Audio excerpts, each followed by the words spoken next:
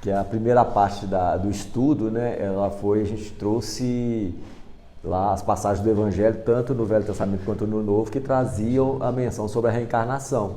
E outras passagens eram tão claras, né, que não tinha nem como... Né, hein? Então não tem como. Então a gente vai trazer agora essa segunda parte da reencarnação. E falar sobre reencarnação, não tem como a gente não falar sobre a questão da imortalidade da alma, né? Porque o que dá sentido à imortalidade da alma é a reencarnação.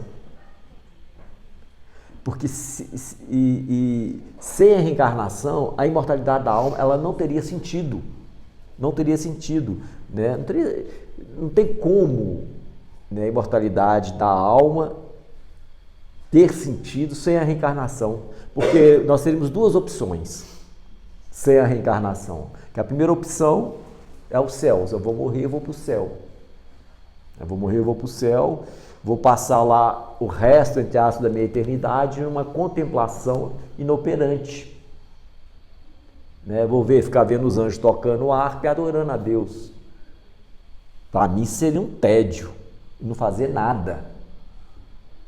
Né? E a segunda opção que eu teria, né, o inferno de sofrimentos. Porque isso é que eu acreditava antes de ser espírita, né? Então aquele inferno de sofrimento, por mais longo, né, que a gente vivesse na nossa existência encarnado, né, isso seria um átimo de segundos em relação à nossa imortalidade da alma. Então a reencarnação ela dá um sentido para a imortalidade, que nós teremos novas oportunidades. Aí para mim a imortalidade já passa a ter um sentido. Eu já não sofro mais, nem com esse céu de contemplações inoperantes, e nem com esse inferno de sofrimentos eternos. Então ela dá outra visão para nós, né? E a reencarnação, né? Nós teremos a oportunidade de reconciliar com a nossa própria consciência, também de reconciliar com os nossos desafetos, né? De consertar aquilo que nós fizemos errado, né? E por isso que Jesus fala, aproveitai enquanto estáis a caminho, né? E reconcilia com o teu inimigo, com o teu adversário, né? Então nessa caminhada, né, que nós faremos aqui na Terra, o próprio Jesus fala para a gente, né? Os inimigos do homem estarão na sua própria família. Nós vamos receber esses nossos desafetos, né, na forma de um filho, de uma esposa, de um irmão, na nossa caminhada terrestre. Porque vai fazer com que a gente abra a mão desse amor carnal, desse amor material, desse amor egoísta, né, por um amor mais transcendental, que vai além dessas paixões, né? Que vai além dessas paixões. E essas feridas abertas, né? Essas feridas abertas que a gente, ao longo da nossa existência, a gente vai causando nos outros e os outros vai causando na gente, só no decorrer das nossas existências é que vai ser curada. Então só a reencarnação vai curar isso aí. Porque a gente vai abrir mão do ódio para o perdão incondicional. Por perdão incondicional. Porque como que eu vou conseguir perdoar um inimigo, uma pessoa que me fez tanto mal, que me prejudicou? Só colocando ele perto de mim. Jesus não vai colocar o meu desafeto, o Márcio e fulano de tal não se entende, eu vou colocar ele no Brasil, o outro vou jogar ele lá no Japão, se os dois ficarem juntos, eles vão ter atrito. Não, ele vai colocar na nossa família. Ele vai receber ele como filho. Ele vai receber ele como filho, na mesma família. Então só a reencarnação cura, só a reencarnação explica essas nuances, né? Do pai que tem um sentimento contrário ao filho, que às vezes machuca ele. Meu filho é tão bom, né? Mas eu sinto uma coisa com ele, um ranço que eu não sei explicar. Um amigo meu falou comigo uma vez, nossa, cara, meu pai é gente boa demais, mas tem uma coisa nele que eu não sei, que me afasta do meu pai. Olha para você ver. Então só a reencarnação traz para a gente essas explicações, né? Porque nós somos construtores da nossa vida, nós somos construtores do nosso futuro, né? Estamos diariamente construindo o nosso futuro.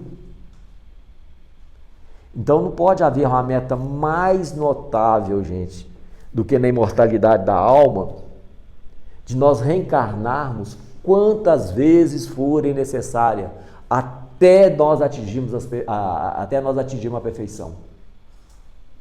Porque é só na reencarnação que ele vai curar essas feridas, né?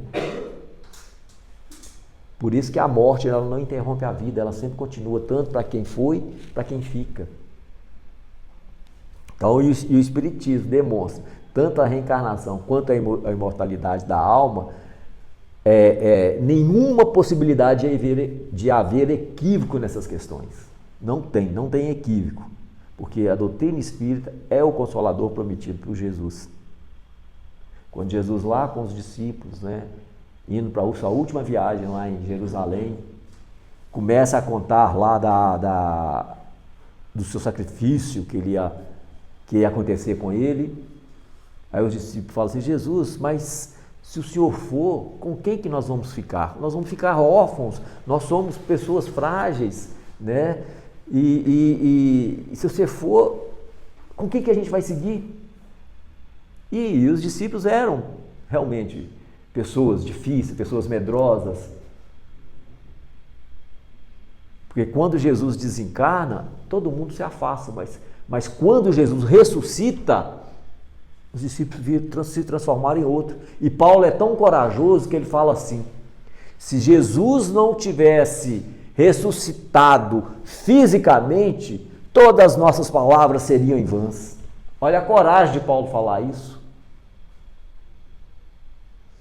E ali os discípulos se transformaram, daqueles discípulos medrosos em homens corajosos. E Jesus fala para eles: olha, eu não vos deixarei órfãos, eu rogarei ao Pai e Ele enviará um outro Consolador. Por que outro Consolador? Porque o primeiro já tinha vindo, que era o próprio Jesus, né? E Ele fala: é o Espírito de verdade, né, que vocês não conhecem e não podem entender. E Ele vos fará lembrar de tudo aquilo que eu falei para vocês. E tem mais, vai falar coisas novas que hoje vocês não dariam conta de ouvir, mas Ele falará por mim. Né? Aquilo tudo que eu disse para vocês, que vocês esqueceram, Ele vai te lembrar também. Né? Então a reencarnação, gente, confirma essa questão da imortalidade do espírito, né? E nos leva mais adiante, né? Para que a gente realmente possa aceitar a questão da imortalidade. Não, realmente a imortalidade faz sentido na minha vida, faz sentido, eu tenho outros caminhos a seguir, não só para o céu, não só para o inferno. Deus nos dá abre portas para a gente, nos dá a opção, né? Então ela mostra esse sentido para nós na nossa vida, a gente lutar, a gente continuar, tentarmos sermos bons cada dia mais, tentarmos ser honestos, né? Porque nós somos espíritos imortais e teremos chances de um novo recomeço. Márcio, e essa questão dá outro sentido para aquele arrepender no último momento. Não é o último momento, é o início de outro. É o início de outro. Essa questão da pessoa se arrepender no final mas vale muito, porque não é o final, é o início de uma outra etapa, da verdadeira etapa. Então, nem que seja naquele momento derradeiro, vale a pena a gente refletir, né, durante o que a gente fez uma caminhada inteira. Né? É outro sentido. É outro sentido, dá outro sentido a questão da imortalidade. Né? Então aí dá o sentido que eu terei chance de trabalhar, de melhorar, né, de refazer o que eu fiz errado, né, tudo isso, né, a reencarnação nos oferece. E na questão 171 do Livro dos Espíritos fala para nós, no que se funda o dogma da reencarnação.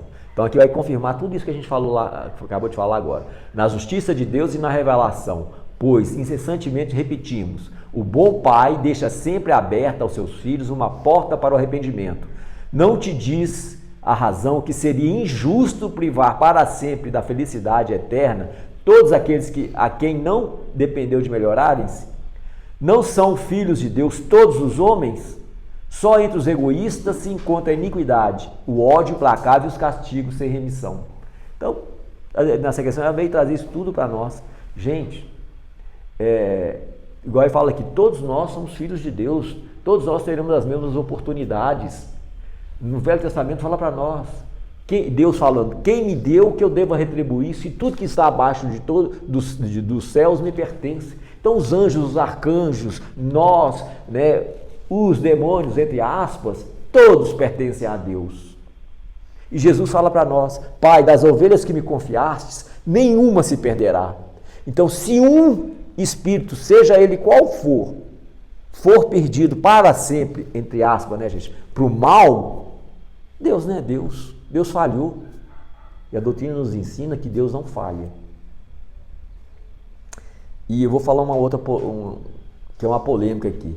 Muitas pessoas falam assim, a doutrina espírita não tem dogmas. A doutrina espírita tem dogma, gente.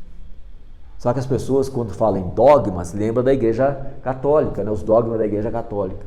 Só que a palavra dogma, ela vem do grego, que significa aquilo que se é verdade. E o que se é verdade não se discute. Eu estava vendo um judeu falar, perguntar para ele, mas você não fala de reencarnação? Esses judeus falam assim, para que eu vou falar de reencarnação se é uma coisa que é uma verdade? E a verdade não se discute. Verdade não se discute. Não precisa sair falando da reencarnação. Tanto que tem um caso do Chico, que a mulher chega para o Chico, Chico, eu não acredito na reencarnação. O Chico simplesmente virou para ele e falou, então tá, a reencarnação não existe. Passado-se o tempo, essa mulher volta para o Chico, Chico, eu já acredito na reencarnação agora. Ah, que bom, a reencarnação existe. Então, dogma é aquilo que se é verdade. É uma verdade que não tem como você desmontar. Se não tivesse dogma, os espíritos aqui já, de cara nessa pergunta, já rechachavam aqui, falavam, não tem dogma. Tem, gente. Os principais dogmas da doutrina espírita repousam. A existência de Deus é uma verdade inabalável ou não é? Para nós que somos espíritas. Está lá. Né? Imortalidade não é uma verdade?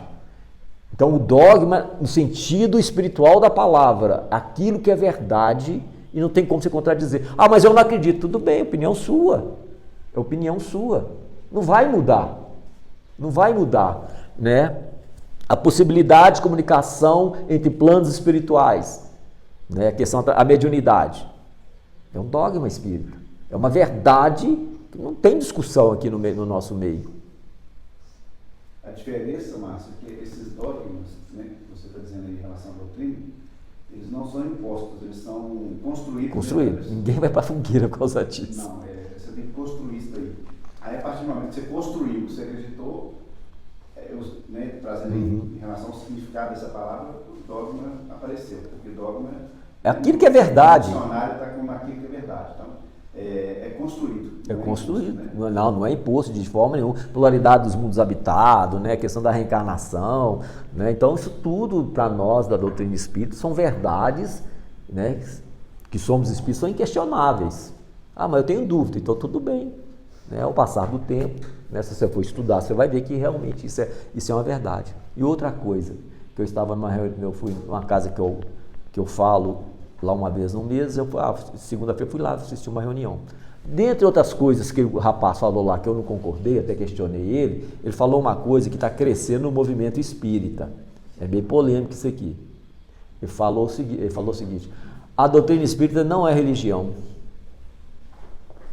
Porque quando se fala que a doutrina espírita não é religião, a pessoa está limitando demais a doutrina espírita. Nós estamos indo contra Kardec. Nós estamos indo contra Chico Xavier. Nós estamos indo contra Bezerra de Menezes. Contra Emmanuel. Porque Kardec fala que a doutrina espírita é filosofia, ciência e religião. E se vocês forem pegar na Revista Espírita de 1968, se não me engano, no mês de fevereiro, Kardec explica por que a religião, por que a doutrina espírita é uma religião. E Chico Xavier fala para nós que a doutrina espírita é uma religião, e se eu não tivesse encontrado Jesus na doutrina espírita, eu não teria ficado. Tá? Eu não teria ficado. E ainda fala assim, e ainda o Chico continua, nessa reportagem que deu em 1997, esqueci o nome da pessoa que deu a reportagem, eu tenho o nome aqui. E ele fala assim ainda, que a doutrina espírita sem ciência é um corpo sem cérebro, que a doutrina espírita sem filosofia é um corpo sem os membros, que a doutrina espírita sem religião é um corpo sem coração. E Einstein fala para nós que a ciência sem religião é capenga e a religião sem ciência é cega.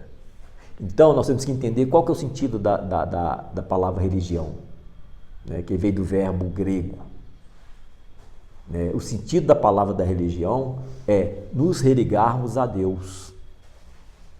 Porque nós saímos de Deus daquela luz intensa, habitamos corpos de espíritos dos anjos, dos arcanjos, fomos descendo, fomos nos apagando até o mineral. E vamos voltar para Deus, né, religar a Deus novamente a nossa caminhada. Dizer que a doutrina do Espírito não religa a gente a Deus é um absurdo. É um absurdo. E, gente, tem casas espíritas que eu conheço que é proibido você rezar Pai Nosso, cara. Ave Maria. Sério. Estou falando sério. Existe esse movimento aí fora, a gente tem que ter muito cuidado com isso aí, né? Porque é tipo são os pensamentos meio nebulosos aí que vão comendo pela beirada e a gente vai aceitando determinados tipos de ideia. Tá? Então nós temos que tomar muito cuidado com isso. Né? E uma outra casa espírita que eu até parei de frequentar, que o rapaz falou, não, aqui a gente não fala de religião aqui, de evangelho. Estou falando sério. Ciência e filosofia. Eu falo de ciência e filosofia, né? Ciência e filosofia. Então porque na verdade é um movimento para tirar o evangelho do espiritismo. Se tirar o evangelho do espiritismo, eu estou fora. Acabou. Eu não quero. E é Deus, prioridade, essas coisas todas aqui, ó, prioridade dos mundos habitáveis, mortalidade da alma, isso aí todo mundo fala. A filosofia toda aí fala sobre isso. Fundamental, que vai nos fazer a nossa caminhada mais rápida é o evangelho. Então é um movimento que vai comendo aos poucos para tirar o evangelho da doutrina espírita. Para tirar essa questão do evangelho da doutrina espírita. Então vamos seguir em frente. Perguntaram, vocês não estão vendo, desculpa, gente. Então perguntaram para o Emmanuel, né? Ô Emmanuel, qual que é o objetivo da reencarnação? Eu vou falar, qual o objetivo de quem mergulha na carne, no corpo qual o objetivo de quem mergulha no corpo de carne? Qual o objetivo de quem reencarna? Perguntaram para o Emmanuel. E o Emmanuel respondeu para nós da seguinte forma: o único objetivo da alma de quem vem à Terra é fazer o bem. O Emmanuel fala para nós. Né? Perguntaram o Chico, né? O Chico respondeu através do Emmanuel isso, né? Que o único objetivo que nós temos aqui na Terra é praticar o bem. Né? Um comentário, Márcio, uma coisa interessante também que eu aprendi aqui no FEI, inclusive, que eu nunca tinha parado para pensar, que é a ausência do bem já é automaticamente o mal. O mal. Então, às vezes a pessoa acha que fazer o bem como é que é a frase certinha mesmo? Eu não sei o que ele fala. O bem que você deixa de fazer. O mal é a ausência do bem. Da ausência do bem. Você está fazendo mal. Exatamente. Então, assim, é impactante, é forte. E assim, eu nunca tinha parado para pensar. Porque o bem que você deixa de fazer, o bem que você deixa de fazer é o mal que você está fazendo. Exatamente. Às vezes a gente acha que fazer o bem é só fazer uma caridade. Não. Todo, né? Porque o bem que me faz bem é o bem que eu faço aos outros. É o bem que eu faço aos outros, né? Então, então o único objetivo da alma, gente, é vir fazer o bem. Então, por isso que Jesus fala que o amor cobre multidões de pecado. Porque a prática do bem, ela nos aproxima dos bons espíritos. E com isso nos afasta daqueles que nos querem fazer mal. A prática do bem suspende as nossas dívidas do passado por tempo indeterminado. Por tempo indeterminado, aliviando assim a nossa caminhada. Né? Só que tem um problema. Com esse mundo que a gente está vivendo hoje, né? Com o que o mundo nos oferece, né? Tanta informação, tanta diversão, né? Que a gente se distrai com tantas coisas que às vezes a última coisa que está lá na minha lista é praticar o bem. É praticar o bem. A gente se distrai com essas coisas, né? Às vezes nós nos preocupamos com coisas pequenininhas, às vezes com tolices, coisas menores, né? Coisas que já passaram há tanto tempo, está lá atrás do meu passado, né? Uma coisa que a pessoa falou comigo, me magoou há 10, 20 anos atrás, e que é coisa que a gente já deveria ter esquecido, e a gente ainda fica atormentado por essas bobagens e deixa de fazer o bem por causa disso. Pessoas que não se falam com outras, às vezes pai e filho, bem conhecidos, que não falam com o pai há 30 anos. Uma vez lá nos Mensageiros, que eu fiz apresentei um estudo lá e comecei a falar dessas coisas, né, uma senhora foi e começou a chorar, falou assim, aí eu perguntei por que ela está chorando, foi mais ou menos a questão do perdão, assim, ela veio e falou assim, ô Márcio, a minha mãe morreu e eu não consegui perdoar a minha mãe, e nós ficamos 20 anos sem conversar e ela morreu. Olha para você ver, por causa de bobagem, coisa que foi falado lá atrás, amizade de 40, 50 anos aí, acabam porque a pessoa falou uma palavra. O outro que termina a amizade, porque não era amigo dele, não relevou aquilo que ele falou. Então essas coisas, né? Então vamos praticar o bem, porque é a única coisa poderosa mesmo para que a gente possa realmente resgatar esse nosso passado. E a Joana de Anjos fala para nós uma coisa, que está faltando muito, né? Que a gente tem que ter a consciência da responsabilidade pessoal. O que é isso? São pequenos gestos, são pequenas posturas que a gente deveria abraçar. E a gente não está dando conta de fazer o que ela fala para nós. Né? É igual esse caso. Se você quer fazer o bem, faça o bem verdadeiramente. Se você deseja o bem daquela pessoa, que você deseje verdadeiramente. Se a pessoa pede para você orar para ela, olha essa questão da responsabilidade pessoal. Se a pessoa pediu você para orar para ela, que você ore realmente, verdadeiramente. E às vezes a gente não faz, às vezes fala isso, entra no ouvido, passa para o outro. Né? Alguém quer falar alguma coisa? Essa mãe que te abordou, né? Essa pessoa que abordou, que falou que não se reconciliou com a mãe.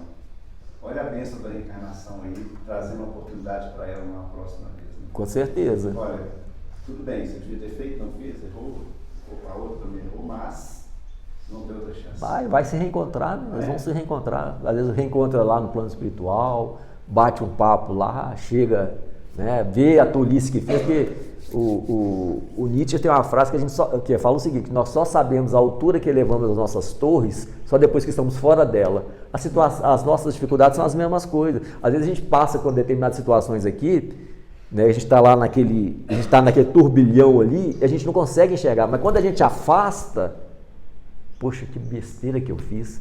Quantas vezes, quando a gente desencarnar, vai chegar no plano espiritual, quando a gente olhar para a nossa vida e falar, meu Deus, por que eu perdi tanto tempo com tolices? Você vai estar fora do foco. Vai estar fora. Então, às vezes chega no plano espiritual que a gente vai rever a nossa vida e falar, não é possível que eu fiz isso. Não é possível que eu deixei de fazer isso. Né? E quando vem encontrar com aquelas pessoas que a gente, né, aprontou, o André Luiz teve isso, né?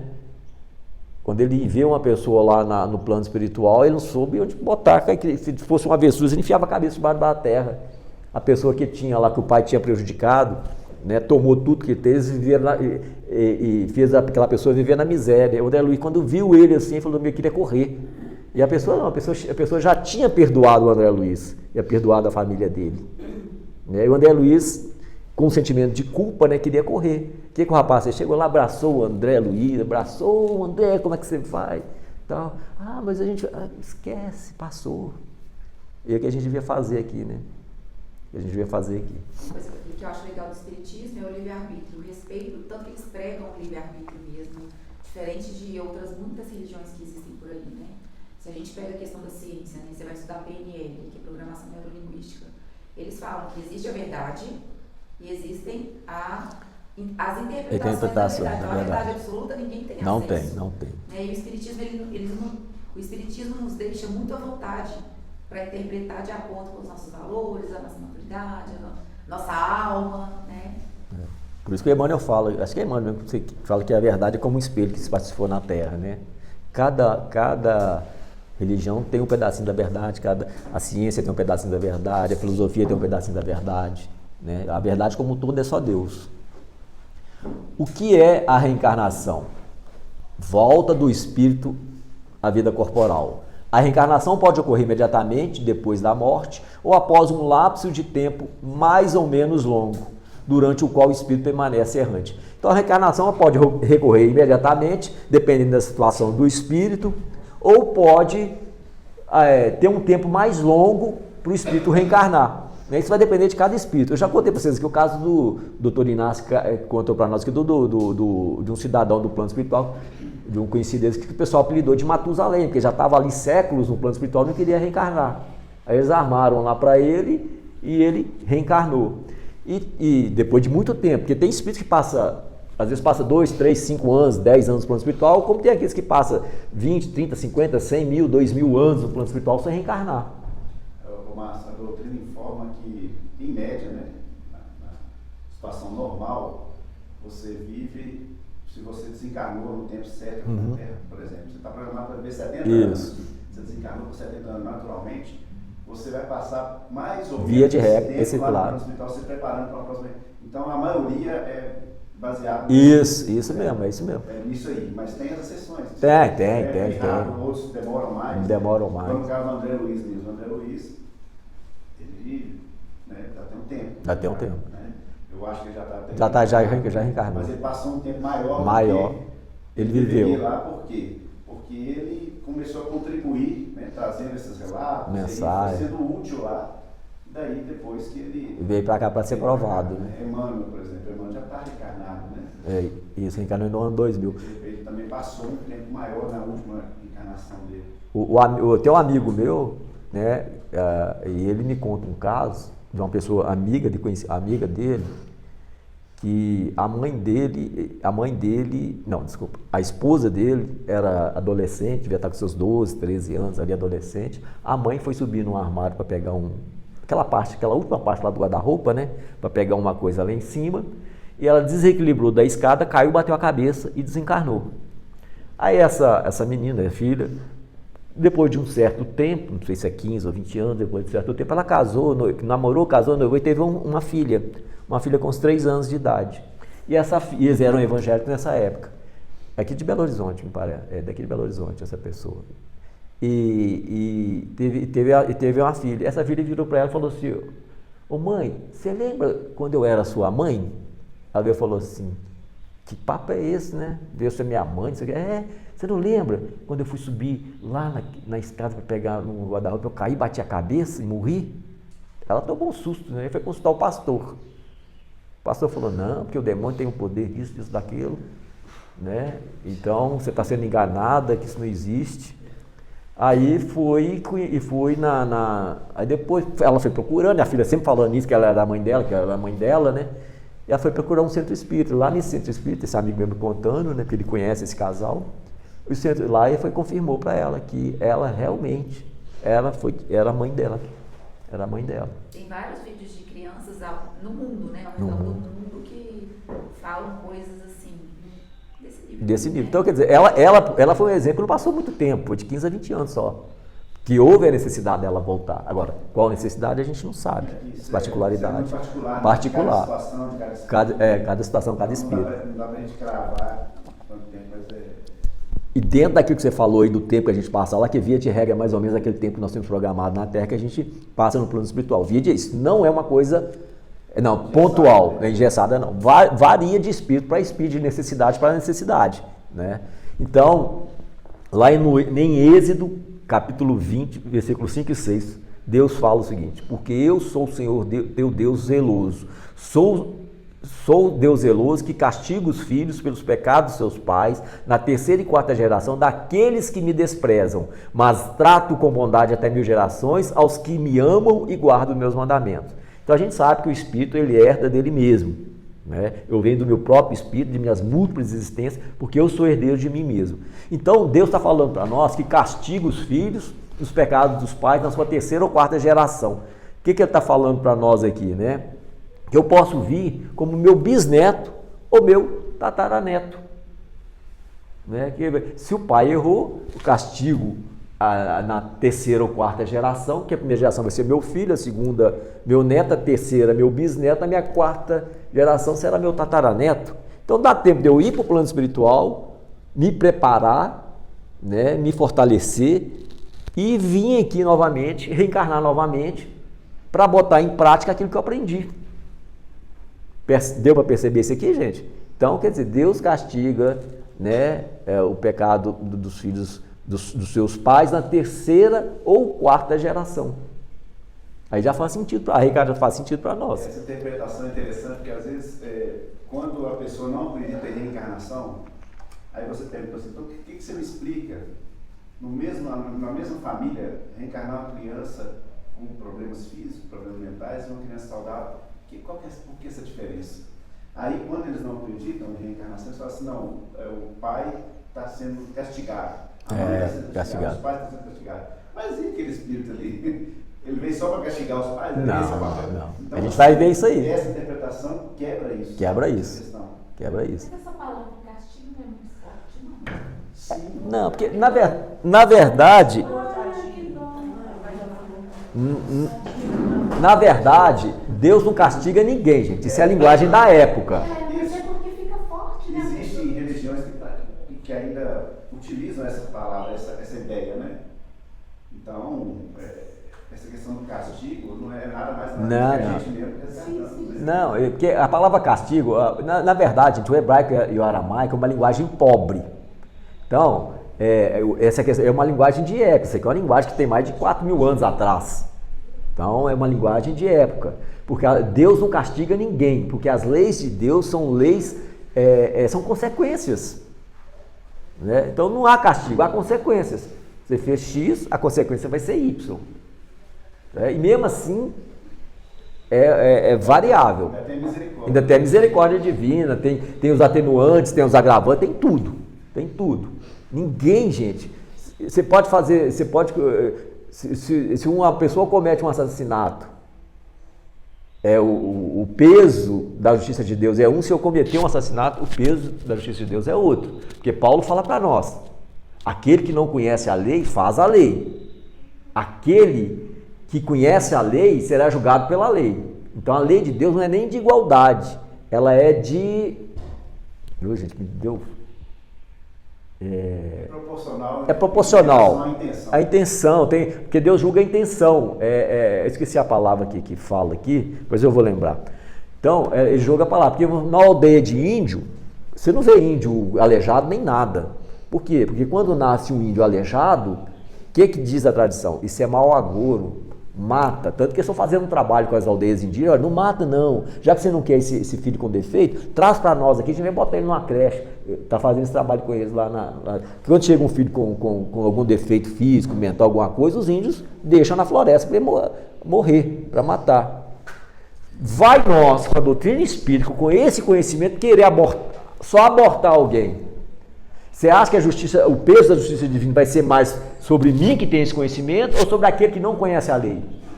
Porque a lei deles ali é aquilo que eles conhecem ali na aldeia deles, no universo deles. Então, o peso da justiça de Deus não será tanto quanto seria sobre nós espíritos que conhecemos que não podemos matar. Muito é dado, né? Muito será cobrado. Então, aí aqui na questão 132 do Livro dos Espíritos, qual o objetivo da encarnação dos espíritos? Isso aqui é interessante. Deus lhe impõe, olha para você ver, Deus impõe a reencarnação com o fim de fazê-lo chegar à perfeição. Para uns é expiação, para outros é missão. A reencarnação tem ainda outra finalidade, de pôr o espírito em condições de cumprir sua parte na obra da criação. Eu pergunto para vocês, por que Deus impõe a reencarnação? Essa palavra é forte, né? Forte. E pensar que Deus está impondo, está agredindo a gente, mas é por causa da lei de progresso. Esse impõe aí é como aquele pai amoroso que indica o caminho para olhar. É isso mesmo, é esse sentido. Para progredir, né? É esse sentido mesmo. Porque Deus impõe, gente. Porque é uma lei. É uma lei e toda lei é imposta. Nenhum legislador do planeta Terra te perguntou, olha, você está gostando dessa lei que eu criei? A gente vai criar essa lei aqui. Vocês gostam? Você quer? Não, ninguém te perguntou. Então Deus impõe a reencarnação porque é uma lei. Uma vez que Deus é a inteligência suprema do universo, causa primária de todas as coisas, Ele sabe o que é melhor para nós. Ele sabe o que é melhor para nós. Ele conhece as nossas necessidades mais íntimas. Porque na reencarnação, gente, todos nós estamos sujeitos. A reencarnação, se você for para Júpiter, tem reencarnação. Se você for para Sírios, tem reencarnação em qualquer parte do universo. E olha que Sírios e Júpiter está acima de nosso lar, muito acima. Então, Então não importa se eu acredito ou não na reencarnação, todos nós estamos sujeitos a ela. Então não tem como. Então o objetivo da reencarnação do espírito é o seu despertamento espiritual, é chegar à perfeição. Então por isso que Deus nos impõe. E o Miramês ainda fala para nós, no comentário dessa pergunta, ele fala para nós o seguinte aqui, ó: Deus nos impôs a reencarnação para nos mostrar o que temos de fazer para nós mesmos, aquilo que devemos fazer e não podemos passar para o outro. Então, gente, não tem como a alma, o espírito, fugir dessa lei universal. Não tem. Em qualquer lugar do universo onde ele for, existe a reencarnação. Não tem como. Porque a reencarnação favorece o nosso crescimento espiritual muito mais rápido. A gente evolui mais rápido com a reencarnação. Né? Então, e ele ainda fala para nós, né? Porque com a reencarnação nós somos agredidos pela matéria e dessa agressão, cada vez mais a gente volta para o amor de Deus. As dificuldades que vão aparecer na nossa vida fazem com que a gente realmente volte para o amor de Deus. Quem for ler aquele livro Paulo e Estevão, acho que é Paulo e Estevão, né? Que o Gamaliel vai visitar um amigo dele lá que tinha pegado lepra, e ele era muito rico, pessoa muito rico, então ele pegou lepra, a família abandonou, os filhos abandonaram, perdeu toda a sua fortuna, e ele começa a falar de Jesus para Gamaliel, né? Ele começa a falar de Jesus para Gamaliel. E Gamaliel fala assim: nossa, você está falando daquele carpinteiro, que é carpinteiro? Não, ele não é o Messias. Ele falou: não, você tá enganado. Ele vira para Gamaliel e fala: Gamaliel, eu acho que é Gamaliel mesmo, você está falando isso aí porque você tem sua família, você tem seus amigos, você tem a sua fortuna, você tem tudo, você não precisa de Deus. Agora, mas eu perdi tudo, e eu só encontrei acolhimento aqui nessa casa do caminho. E aqui na casa do caminho, conversando com as pessoas, né, eu descobri, né, que Jesus é o Messias. Então, essa agressão da matéria, às vezes é uma doença, às vezes é uma dificuldade que eu estou passando, é que vai me fazer voltar para esse amor de Deus. Eu estou andando tão distraído pelas coisas do mundo, pelo orgulho, pela vaidade, né, que às vezes precisa de um choque para me acordar. Didática de vida. Eu queria só voltar a questão da cabeça lá. O quê? No caso, né, da responsabilidade, da ética da pessoa que tem mais conhecimento, né, dentro do espiritismo, no caso lá de revelar para a filha, que a filha foi a mãe da filha. A filha que a nação foi a mãe dela. Isso, porque eu fico imaginando o impacto, eu fico imaginando o impacto disso durante a vida da pessoa, essa mãe saber disso e essa filha saber disso, quanto que isso deve mudar. E fiquei pensando nos limites éticos, a gente também até onde a gente pode dizer para o outro, né? E até quando a gente não deve dizer também, saber estar preparado, né?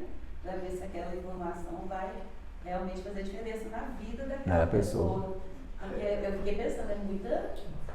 Mas foi a própria filha que falou, que depois a filha foi contando outros casos. Mas você vai confirmar, você pensa e ela... assim, a mãe, eu sou mãe, assim, eu fico assim, deve impactar demais a vida das duas, e pode ser que isso tudo vire uma crença ali na casa de vocês. Mas eu acho que isso acontece porque a gente permitiu. Mas na programação, às vezes, entendeu? Eu acho que isso também não é uma prática comum. Porque senão a gente não via para essa bênção do esquecimento, né? Então é um caso pontual aqui, outro ali. Isso aí. Eu não sei que contexto que aconteceu isso aí, como, né? Se foi, né? Mas, baseado no que a Carlos falou, nesse caso, nessa pontual, a espiritualidade permitiu que isso acontecesse, porque às vezes tem utilidade. Tem uma utilidade para aquele caso ali. Porque senão todo mundo, você está lembrando quem foi, quem não foi, quem não foi. Eu penso na pessoa que confirma, olha, é isso mesmo. E aí, como que a pessoa, né, vai lidar com aquilo. Quando eu comecei a ter manifestações, por exemplo, eu tinha muitas até premonições. Aí eu ficava, mas por que eu fico tendo esse negócio? O que eu faço com isso? O que adianta eu saber que fulano vai morrer, não sei o quê? E daí? Onde fiz? Até que eu aprendi que assim, não, isso não é para contar para as pessoas. Exatamente. Isso é para você preparar, parar e não falar, ó, fulano, né?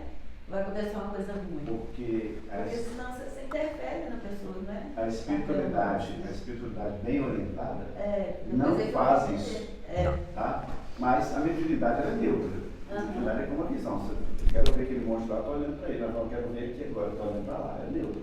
Agora, o que você faz com o que você está vendo, o que você faz com o que você está falando, é seu. Então, se você tem esse, qualquer essa palavra, esse dom, e aí está chegando essas coisas para você, é justamente esse o caminho. Você tem que questionar, isso é útil? Não, então isso aí não. Eu tenho que trabalhar uma forma de isso não acontecer novamente. Porque, igual eu estou falando, a mediunidade está aí, você vai ter interferência de espíritos, a multidão de testemunhos está ao seu redor. Né?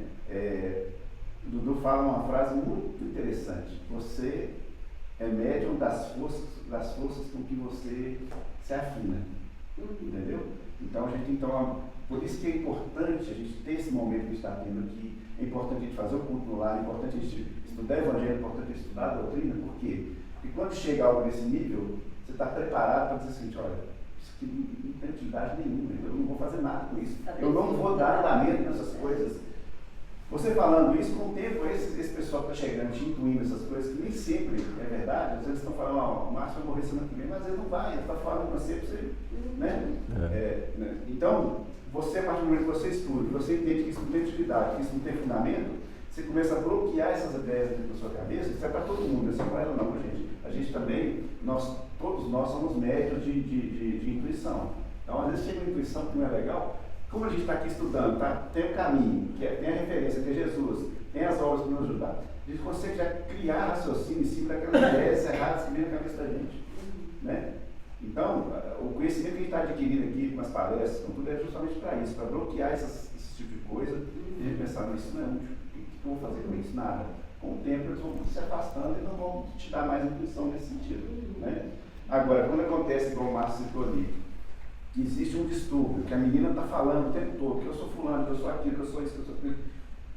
Aí a espiritualidade vai intervir e fala assim, mas aí essa vida agora é outra, você está no outro papel, e começa dali para frente instruir as duas para seguir de acordo. Então, e geralmente são crianças que depois elas fechadas aí, esquece. Com o tempo esquece. Dá uma quem? O filho da Ju dá umas assim, agora nem tanto. É que assim, o Vinícius e o Thiago quase me parecem, daqui não sei se você conhece, mas os pequenos, os dois pequenininhos. Sei. Eu vi um. E aí, entre o Vinícius e o Thiago, eu tive um aborto. E aí, depois, quando o Thiago nasceu, o Vinícius estava 3 anos. E ele falou, mãe, você lembra quando o Thiago morreu? Eu não, filho, ele nasceu. Não, mas ele morreu. Lembra, ele estava no seu barriga, morreu. Agora ele nasceu de novo.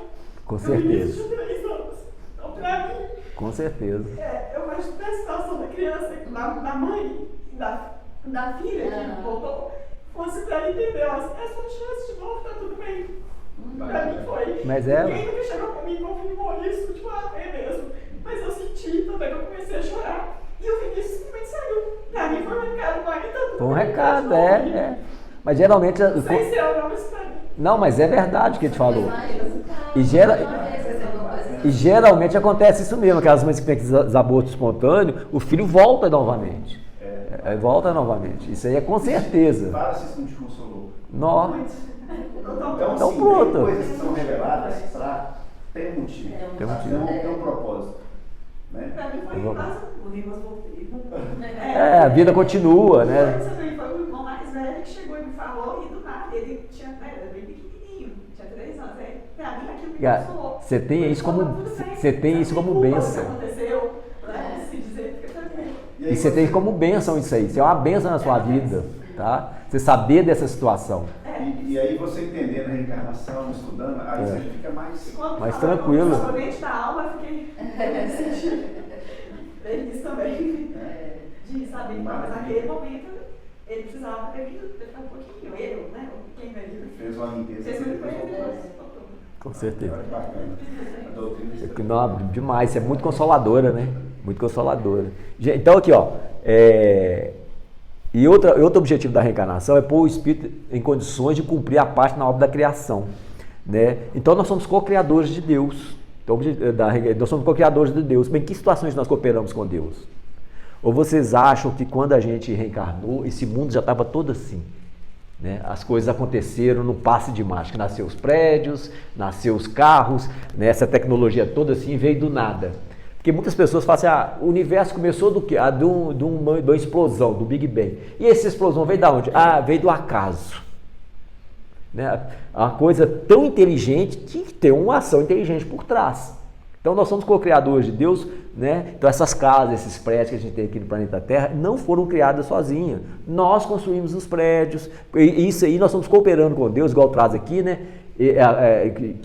A questão fala que nós somos de cumprir a obra da criação, né?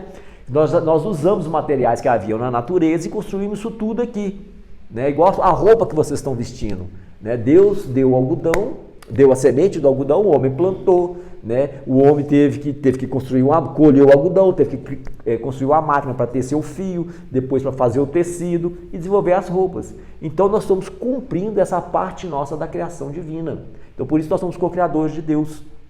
E com a evolução nós estamos desenvolvendo a inteligência, né? E essa inteligência fez com que a gente soubesse trabalhar com esses materiais da natureza e assim cooperando com Deus, né? Na parte da criação. Então, e, na verdade, não existe nada criado pelo homem, tá, gente? Tudo já está criado. Tudo já foi criado pela mente divina. Nós descobrimos as coisas, tá? Nós descobrimos as coisas. E lá fala da missão. Vou acelerar aqui um pouquinho, tá? Você pode dar um tempinho a mais, porque... Um pouquinho só a mais. Então, tá. Então pode... Aqui fala lá também da missão da reencarnação, que na reencarnação nós somos também missionários, naquela pergunta lá. A pergunta 132, na resposta. E fala aqui na 582, a pergunta para nós: pode-se considerar como missão a paternidade? Olha aqui que os Espíritos respondem para nós. Sem contestação possível. Não tem contestação. É um dogma também, é uma verdade que não tem como contestar. E são os Espíritos que estão falando, gente. É sem contestação possível. Então não existe contestação nenhuma. Uma verdadeira missão. Então, os pais são missionários. E ao mesmo tempo, grandíssimo dever. Olha para você que o Espírito está falando da condição de pai aqui quando reencarnado. É um grandíssimo dever que envolve mais do que pensa o homem, a sua responsabilidade quanto ao futuro. Não só dele, como também daquelas pessoas que estão sob a sua responsabilidade. Porque quando a gente fala em missão, quem que a gente vê na nossa cabeça? Madre Teresa, Chico. A gente nunca pensa na gente como pai. E fala que é de um grandíssimo dever. E é uma coisa, sem contestação possível. Não existe contestação nesse fato. O pai, ele é um missionário, né? Então, cada qual de nós temos uma missão. E dentre todas as missões que nós temos aqui no planeta Terra, a de ser pai, mãe, é um grande dever. É um grande dever. Então, e essa missão, né, de ser pai, as missões que a gente tem por menores também, são responsabilidades que nós assumimos no plano espiritual antes de reencarnar. O médico, por exemplo, a pessoa vem nessa missão de ser médico, ele tem uma vida da pessoa na mão dele. Um vacilo, ele perde aquela pessoa.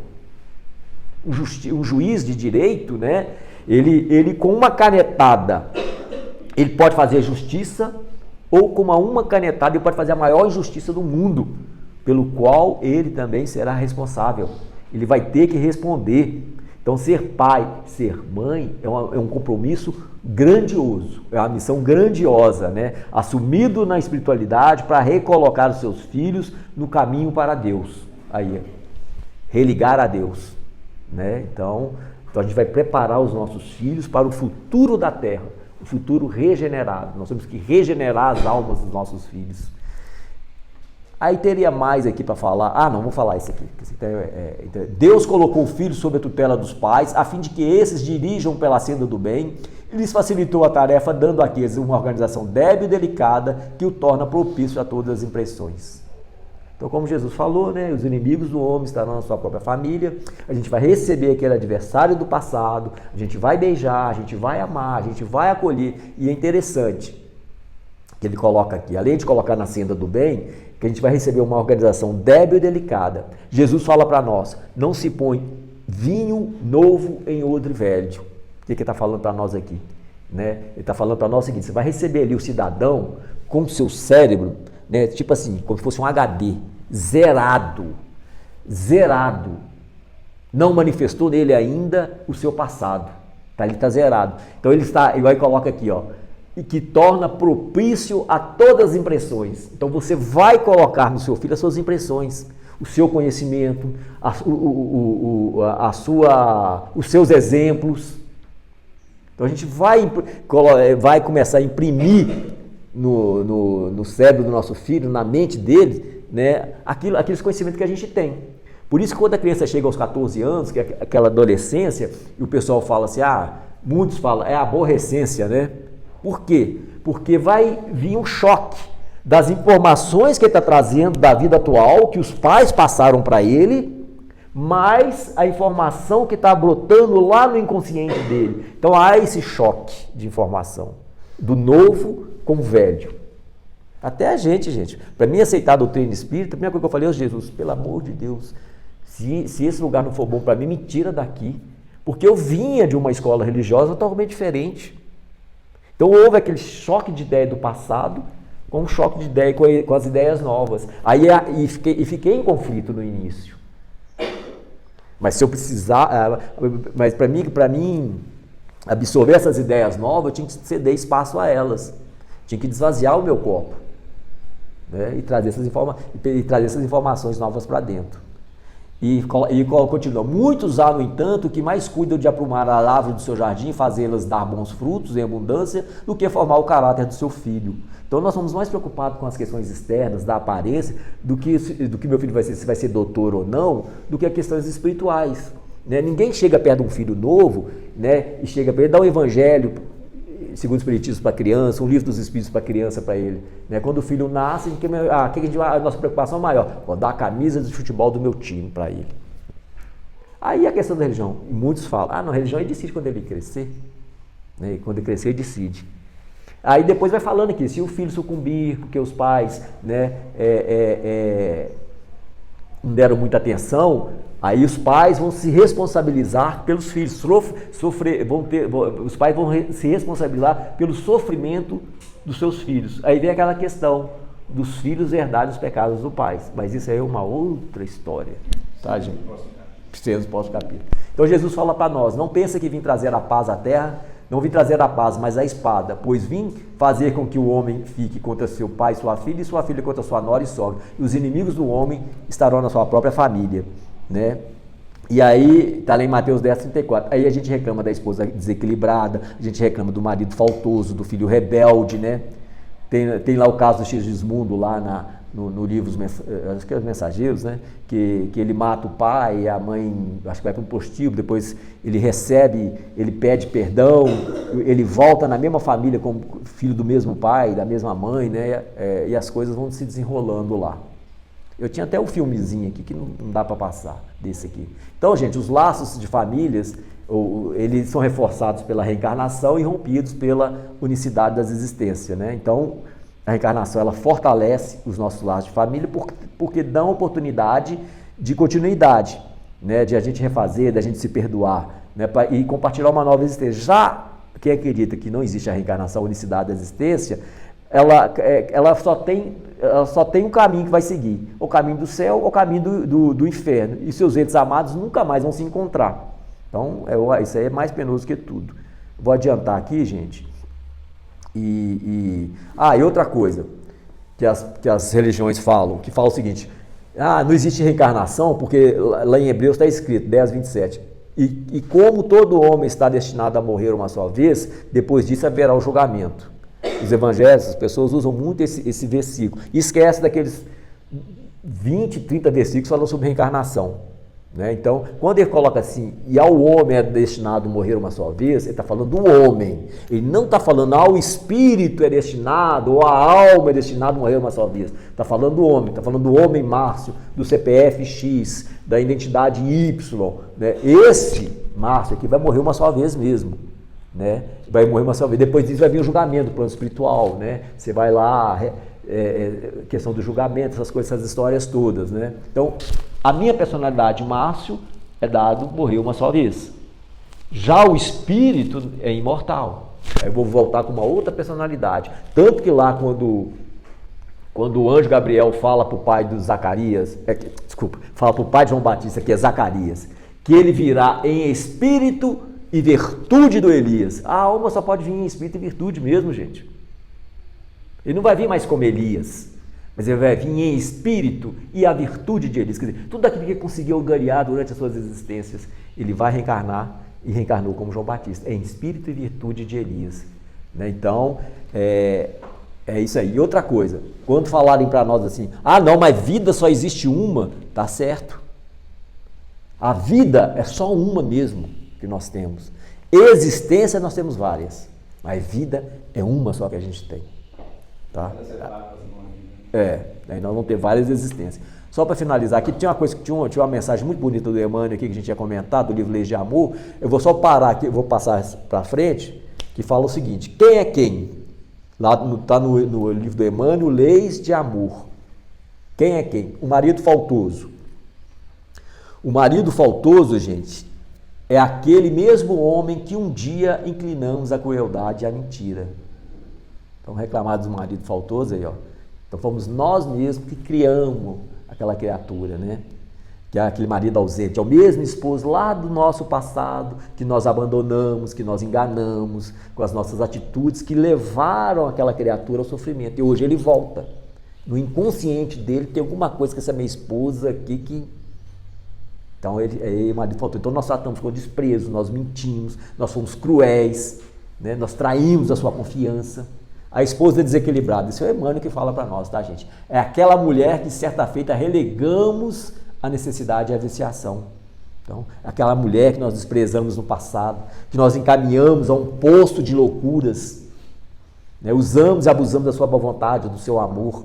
E aí nós relegamos ao abandono, aí que levar ela aos vícios, né? A toda a degradação, ao desespero. O filho rebelde e vicioso é o irmão que arrojamos um dia à intemperância e à delinquência. Então são aqueles espíritos que nós encaminhamos para o desregramento, para a corrupção. Nós não colocamos limites, né? E o encorajamos a todos os tipos de vícios, né? Então a gente fala, então a gente vê aí, gente, quando a gente vê aí pessoas que pegam uma criancinha novinha, um bebezinho, vai lá e pega a chupeta dela, molha na cerveja, bota na boca e a criança faz aquela carinha, eles acham engraçado e vai dando mais. Aí não sabe ali que de repente aquele espírito veio de uma outra existência, lutando contra o alcoolismo, aí chega aqui, a pessoa faz uma coisa dessa, né? Então nós vamos encorajando ao vício da bebida, da comida, do sexo, das drogas, né? E o André Luiz conta para nós num livro dele, que eu não vou lembrar qual, que tinha um senhor, vocês vão lembrar aí, que tinha um cidadão lá que tinha 3 filhos, estava reclamando muito dos 3 filhos dele, que os filhos eram rebeldes, que o filho era isso, que o filho era aquilo. Aí o André Luiz conta para nós que esses 3 filhos deles foram comparsas de crimes em vidas anteriores, esses 3. Então ele levou esses três espíritos a cometerem crimes, né? A levar uma vida bandida naquela época. E agora ele retornou e recebe esses 3 comparsas como filho. Aí é a questão dos filhos rebeldes, né? Então os filhos que nós encorajamos aí a falta de moderação, que nós não demos limite, né? E levamos eles pelo caminho do mal e agora retornam para os nossos seios. Parei por aqui. Zé Felipe, porque tinha muita coisa. E isso é porque eu resumi, tá, gente? Você pode compartilhar com a gente o PDF. Posso. Eu baixei ele que eu mando. Não sei se teria eu tenho um do Toninho. Próximas palestras. Deixa eu mandar.